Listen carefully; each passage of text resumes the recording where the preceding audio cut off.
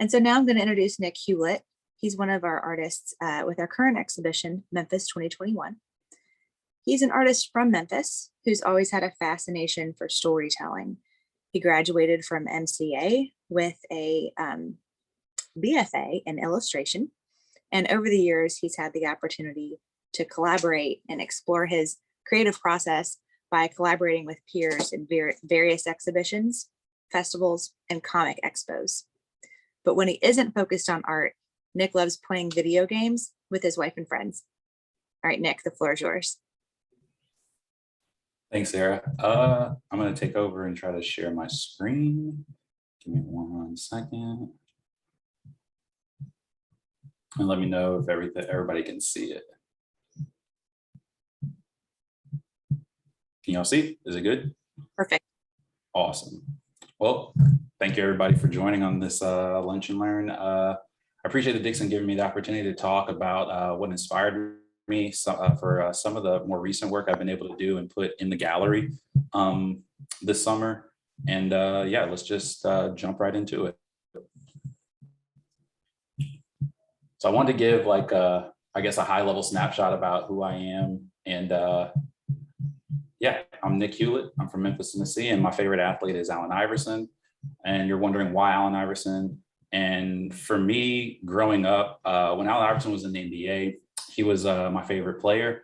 I was never told not to be myself, but the way Allen Iverson kind of carried himself in the league and as a person, it kind of just gravitated to me as a kid. And I was just like, man, this dude is the coolest. And one of the main things I think that still sticks to me to this day, I'm actually wearing Allen Iverson branded socks right now because he's just my idol. He was a living version of the rebellion I wish I could display when I was in Catholic school. But you can't be rebellious, I guess, in school when you're winning Student of the Month. So to this day, anytime when I have to do something big or I have to give my best, I just think of Allen Iverson. So the title was Victory, Vulnerability, and Southern Wrestling. So I just wanted to start and jump off with just victory and vulnerability. I wanted to start with these two concepts because they're interesting for me to explore from a personal perspective. I thought about victory in the absence of competition. Usually it's linked to competition or defeating someone, but I don't really think about it that way, especially during the past year. It was just something about kind of rooting it in an effort to claim the things that matter to me. So for an example, was that we got married in our home during the pandemic, me and my wife, Janessa. And it was a lot because it took a lot of being kind of vulnerable with each other, talking about ideas and things we stressed out about, trying to plan this wedding during a time when there wasn't like really kind of rules or guidelines of how to handle the pandemic. So that was like one of those kind of things where we just chose to do it ourselves, have it just kind of intimate without our families, and just have it just be the two of us. And that was a great decision and something I really appreciate. And one of the things is I can spiral for a while talking about my wife and how much I love her and how much she plays a huge role in my evolution of my creativity. She always encourages me to just kind of be myself also, kind of like same thing with my family. And my favorite part is just we're a team. She lets me sneak ideas by her and she's always encouraging me. Now, the second best thing that came from the pandemic was that it made me more intentional about how I would choose to spend my energy. With what we claimed as normal looking more like a thing of the past, it made me think about what could my new normal be. I found myself focusing on all the little moments that brought me joy during the early quarantine. I found myself just writing or sketching things that inspired me, just leaning into exploring my creative process to kind of act as a distraction from just all the news and the things that we were just seeing taking place and all the lives that were being lost. During the early part of COVID, just like a lot of people, it was an emotional journey to say the least. It was a hard reset on a lot of things for myself. The number of lives that were impacted by the virus was already one thing. But the killing of Black people and the overall rise in violence toward minorities during that time just magnified kind of my anger and sense of exhaustion. Social media felt like a double-edged sword. If it wasn't COVID death numbers, it was news about people of color being senselessly killed. And at that time, man, and still, there's moments where just nothing felt real some days, while other days it felt too real.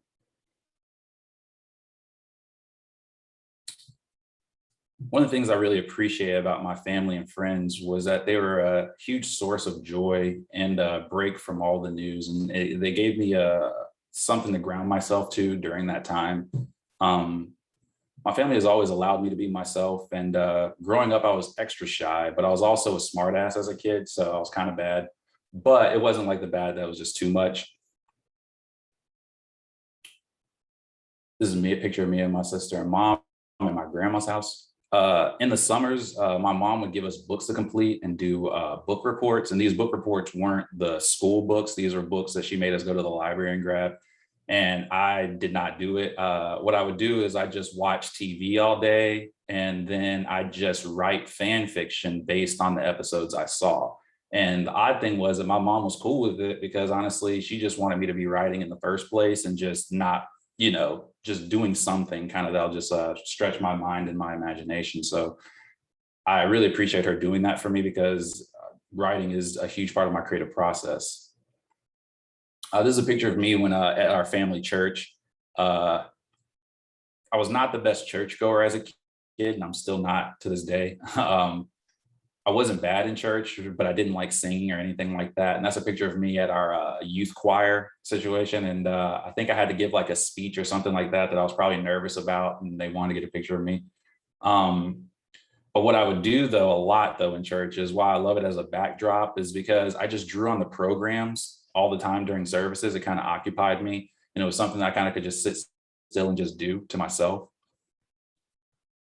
Since I can remember, my grandfather, that's my grandparents. My grandfather would go to his church, and my grandmother and my mom and sister and I would go to our church. And then it was kind of cool because then we just meet back together, we'd eat, relax, and then we just watch wrestling together. Or me and my grandpa would just watch wrestling. Some of my fondest memories were in my family church. It had more to do with the people and the family energy it had for me. It was really encouraging. Like I said, I didn't like singing, didn't like public speaking or anything like that. But this is the first place that I got a chance to, hold a microphone, speak, do those kind of things. And yeah, it was really encouraging. And just see family members out there just rooting for you, even though you felt awkward, was really special and something that during the pandemic, you just reflect on those kind of things and just think about how that helped shape you. This is my sister over here. We attended Catholic school at the same time, kindergarten through 12th grade. The school was up the street from my grandparents' house, our grade school. It was really cool learning about another religion while also learning about my own faith at the same time.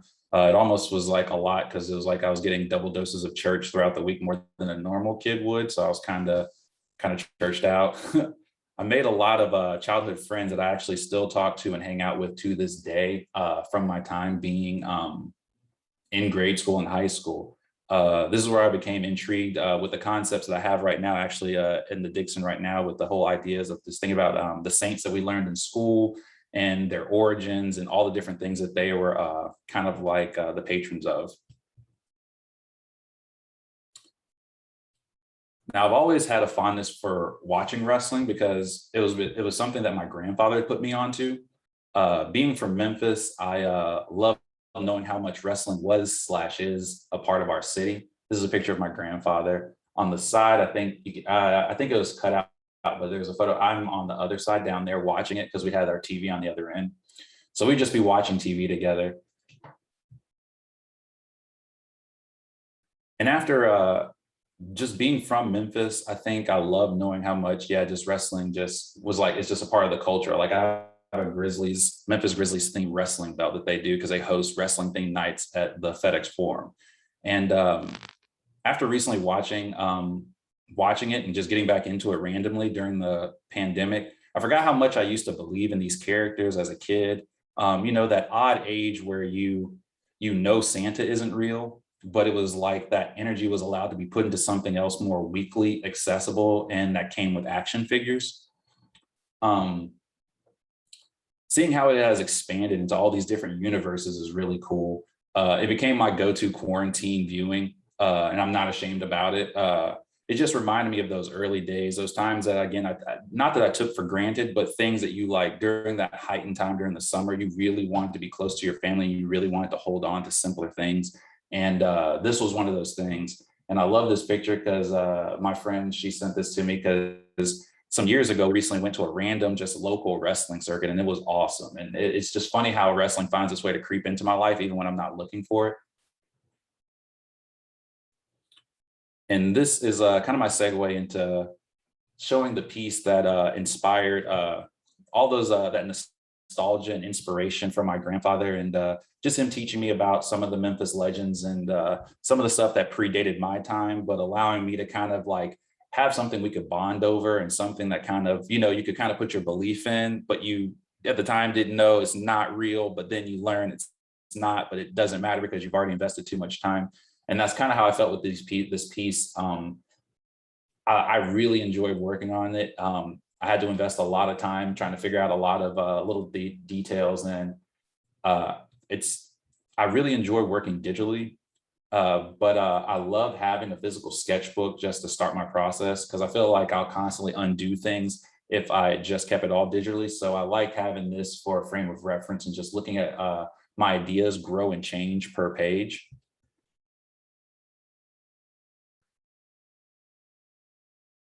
These are just a few little snapshots, I guess, of just different little elements that I really like about working on these pieces, because I wanted to keep things simple and use the time on this to decompress during the pandemic, or I guess we're still kind of in it, but I mean, yeah, use that time to decompress and thinking more about my process and exploring the idea of what do I want to see. That was like a thing I always ask myself whenever I got stuck or I couldn't figure things out, which is why I have this thumbnail, because I struggled to get this composition the way I needed to. So I just kept telling myself, like, what do you want to see? What do you want to see? And these are just a few of my favorite parts. And one of the things that kind of kept coming into my mind was thinking about like just sketching this out and like making up this composition where it's like, oh yeah, like when will be the next time I'll be this close to people again? When will we feel this comfortable to just be shoulder to shoulder in each other's spaces? Or am I never going to go to a live wrestling event? As random and silly as that is, it kind of crossed my mind because it just seems so out there that, this is before we knew about a vaccine or anything like that. So it's like, I don't know if this is just going to be a true, like, kind of archaic thing to just show up to do just casually. This is the second piece I have that I made for the Memphis 2021 show. I titled this one Galactic Patron Saint 2. This is the second one. I know it's odd that I'm starting with the second piece, but with this illustration, it started off just showing on the side just a sketch that I had as an idea. And I even just had to make a note. This note was last second because I said insert a roller coaster after the fact, because the shape of this was kind of a secondary thing because I clearly had this image in my head. And so this piece, it kind of was a joy and a challenge because I said this is the patron saint of having a time. And the phrase having a time is a go-to for me and one of my close friends, Jonah Westbrook. He's actually in the Memphis 2021 show as well. And so like we share a bunch of ideas and concepts. And this is one of the ones I'd just brainstorm with him on. And I like it because depending on how we say we're having a time, it implies if it's good or bad. So I kind of enjoyed that, and just thinking about how I felt during that time. I felt like I was having a time, but it kind of seesawed between good and bad. And it kind of helped me, solidify like my design. And the visual of the roller coaster was a secondary thought, like I said, because I couldn't figure out what element it was missing when I first made that thumbnail sketch. It was kind of one of those drawings that, you set it aside, you kind of like let it stew, you kind of want to marinate. And I just didn't want to force anything. So I just kind of walked away and I started working on other project ideas that I had. And I was researching roller coasters for a separate project, for a comic actually. And I found myself again thinking about, man, when will people be this close and be this comfortable again? Is this even a thing?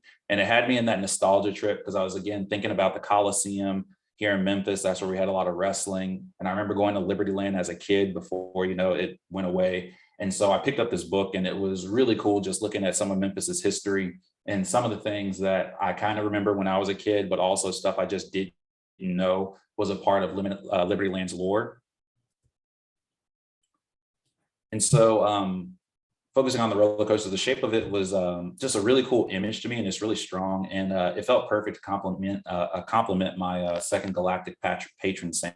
When I was working on this, I imagined when it moved, like when the entity itself, it moved, you could hear the people on the roller coaster, kind of like when you go to an amusement park and you can hear all the cheering and the screaming, but the laughter. And it's just kind of the ultimate collection of the experience of having a time, because people are going through it, and some people are there, because a friend made them go and they're actually terrified. Some people are laughing because this is what they love. Some people are crying because this is what they despise. And it was just a rush of sensations that felt really relatable. And I kind of was thankful that it kind of just kind of connected and fitted like this, kind of like almost like a happy accident. So I know I said I mentioned these pieces. This is the third piece, or one of the four pieces that I have in the Dixon gallery right now. And this one I called Galactic Patron Saint of Insecurities. This is actually technically my first one. This was done originally for my second group show with a couple of my close friends, Jonah Westbrook, Kristen Rambo. We came together and we just wanted to collaborate and just motivate each other, inspire each other, and just try to have somebody that we can create that kind of almost that MCA school feeling of just talking out ideas, letting other people know what you're kind of trying to figure out, what you're trying to explore, and getting that feedback to how to push your content to be what, you can't see initially. And this idea grew from my memories in school, growing up just Catholic school, being curious about it. All originally started when I was a kid, because like we had a saint project, and I was just curious. I was like, are there any Black saints? And then that led to me wondering, what if saints went beyond being just known on earth? And then after that, not rooted to a specific faith, but almost like a guardian of living things and their specific emotions. This was my first take, trying to capture that in an illustration. And on the right side, is the original sketch, and just me trying to figure out what I wanted to see. And these are just a few different concepts and things I worked through. And these are just some of the other ideas I'm thinking about with these characters, because I'm numbering these as 1 and 2 right now, and I'm hoping I'll come up with a third and a fourth and so forth. I think I'm aiming toward just seeing where these go, because I enjoy just figuring out these moments of emotions that kind of I experience during different windows of time, and just coming up with a physical representation of who could be the protector of that state of mind is something fun to me. Because if you just Google any of the saints or anybody that we kind of just know kind of around, it's fun looking at some of the very specific things that they're patrons of. And so that's the thing that kind of gravitated to, like, can these entities be patrons of things that we just can't explain, but they're kind of globally or galactically known for alleviating all living things.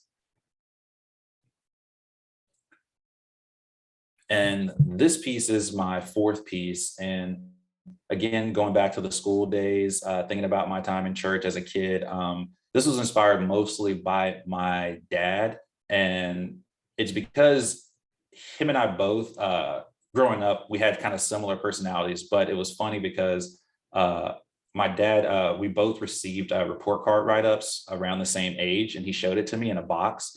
And it was funny because we have the same first name. It says Nick on the screen, but we both, my first name is Nelson.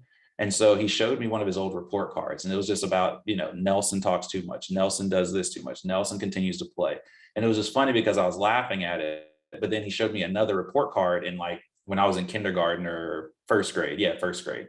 And it was the same kind of like language being used to describe my behavior in school. And it was just funny to me, but it was something that he showed that to me when I was like, I feel like 12, but I didn't know what to do with that, at the time, because I'm like, this is really cool. But I love, and like, being older now and having a way to increase, just visualize what I want to see. The report card element in the background is actually his report card. So I just took that and I combined it with my actual first grade photo.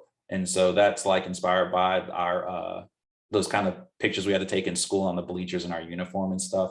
And I just had a lot of fun working on the textures, and the outer border is inspired also by those days, kind of like back being in church when I was a kid and also in school. It's like you want to draw, but you shouldn't. And it's kind of like an escape from things you're supposed to be doing. And for me, that was one of the things I'd always do, is like on top of homework assignments, on top of steno pads, stuff like that, programs, I'm drawing on the outer edges of everything. So I really wanted to capture that and just have that loose kind of energy of doodles and things like that, that kind of tap back into that window of time where I think I first started to really enjoy my own artwork, outside of critique, outside of thinking about what is it supposed to mean, or who am I. It's like I got plenty of time to have those thoughts now, but it was kind of fun thinking about and exploring drawing that way.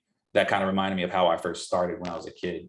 And the sketch on the right is a picture I based off of my dad, and I was just trying to figure out a composition, and I just wanted to think more about like who we were in these different windows of time, because it was just really cool to me, because like I know obviously it's like we share the same DNA and things like that, but when you see evidence of your behavior kind of summed up in his report card in I think it was 60, 67, and then mine in 94, 95, it was just really cool to me. And it was just something that I cherish. And it was something that I was really excited to share with him. And I was just thankful that the Dixon was like, yeah, let's have that up there. And I was like, cool. And this is a image of my process kind of, and I think that's my hand. I think I'm pointing, but yeah, this is me, I think at Kristen's house. And we're just talking through, when we're planning out the composition for this stuff, and just getting feedback and talking through these ideas the same way I'm talking to all of you. I just really appreciate my friends and my family. Like, they've seen all this stuff, and they're usually my litmus test for if this feels like the way I'm trying to convey it. And so this is just from one of our, like, we call these our hang zone sessions. We had them scheduled every Wednesday for us to link up and just show each other what we're working on and what we're thinking about. And I cannot say how much that it was helpful in having like a safe space as artists with people that you know and trust, and then they trust you to give feedback and just be honest and help you push yourself to represent ideas that you really want others to relate to and see.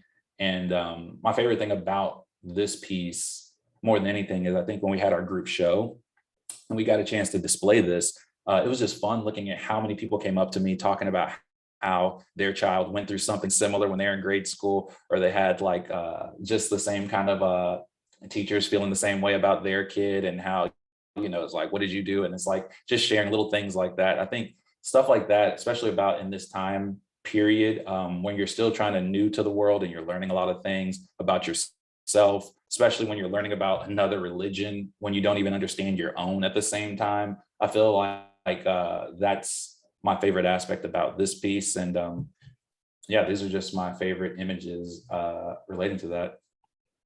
And I think that should be the last one. Yeah, that was 4. And yeah, I just want to say thank you all for having me and listening to me. And I hope this was worth a bit of your lunchtime. Well, Nick, thank you very much. We appreciated that. And it's always wonderful to hear from the artists themselves, some inspiration, some backstory to what it is we're seeing. It really helps bring the art to life for us, and also deepen our relationship with you. We're glad that you were able to be here today. And I do have a question for you. You talked a lot about that you have in our current exhibition, but what other kinds of art do you enjoy focusing on aside from what you shared with us today? Yeah, even though I'm a kid that grew up with superheroes, comic books, horror stories, stuff like that. I'm really into sequential narrative. It's one of those things that's just always, I just love it. I love looking at how other people can tell stories just through image. And so one of the things I try to do more, and I want to do more, I did zines and made like mini books, because I had the opportunity to be a part of Corky's zine display at the Dixon once before. And that was really eye-opening. I intentionally try to go whenever I travel. I try to collect zines from other states And I'm hoping to just collect different ones kind of across the globe so I can have a collection of these kind of intimate small books that tell stories, mostly, focused on panel exploration and, just doing new things. And I feel like that's like one of my favorite things to work on. And just, I think my next thing too is just focusing on animation. I really want to try to learn that. So for those of us who may not have understand what a zine is, you're saying Oh yeah. Zine. Zine. Yes, I'm sorry. That's okay. And it is a miniature little booklet.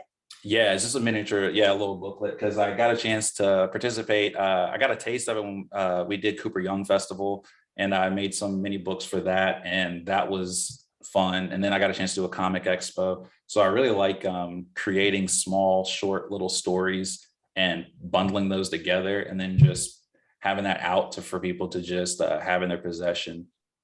All right. Kristen Rainbow asks, you mentioned comic. Is this something we'll be able to find? Oh, what was that? I'm sorry, I didn't hear you. Say that one more time. You'd referenced a comic, and Kristen, if this is something we'll be able to find on later on.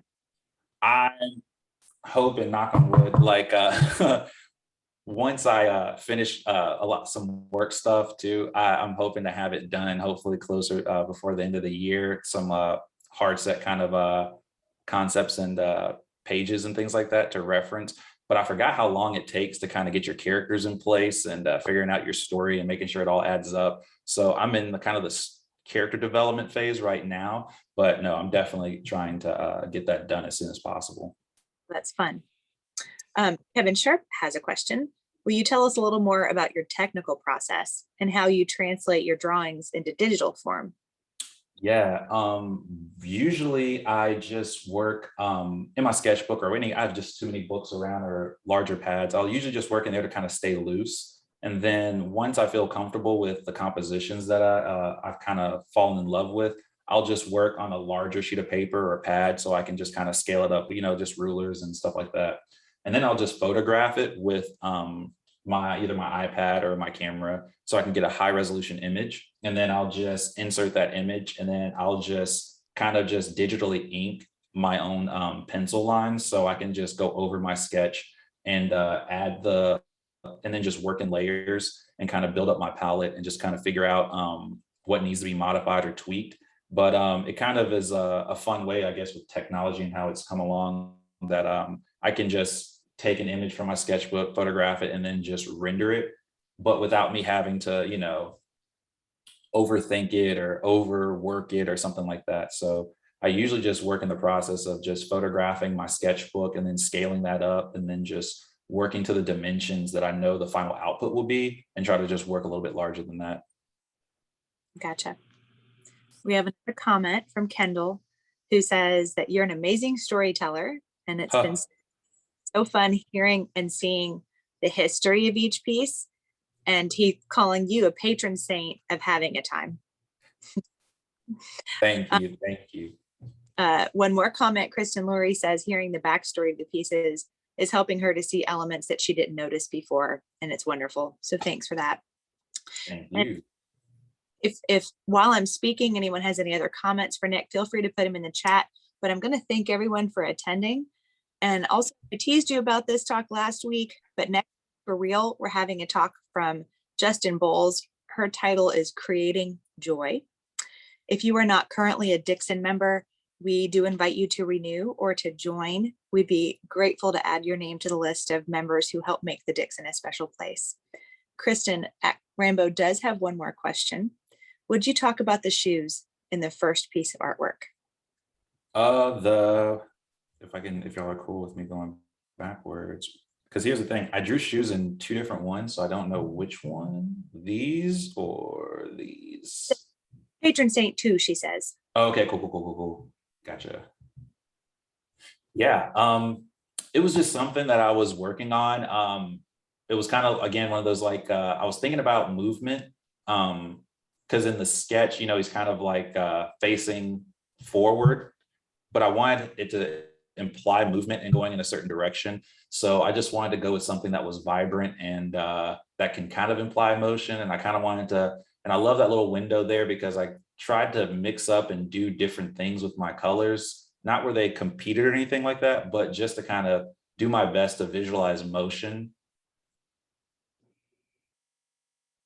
Cool. Thank you. All right. So I think that might be all of the comments and questions we have at this moment. Nick, how can someone reach out to you if they wanted to talk with you more? Instagram, I guess. You can hit me up on Instagram. You can just search me on Nick Hewlett. You'll see me. I think my Instagram is at Unbound Bojack. It's a Dragon Ball Z reference. That's where you can find me on that account. You can actually see all my artwork and earlier ideas on there. But yeah, you can definitely hit me up on Instagram. Will you say your handle one more time slowly? Oh, it's Unbound Bojack. Okay, perfect. There Thanks, it Jake. is. It's in the chat. Perfect. All right, guys. So we in person see Nick's work, see the exhibition. It'll be up for viewing for the next week and a half. It closes on Sunday, July 11th. Have a great afternoon, everyone. We'll see you next week.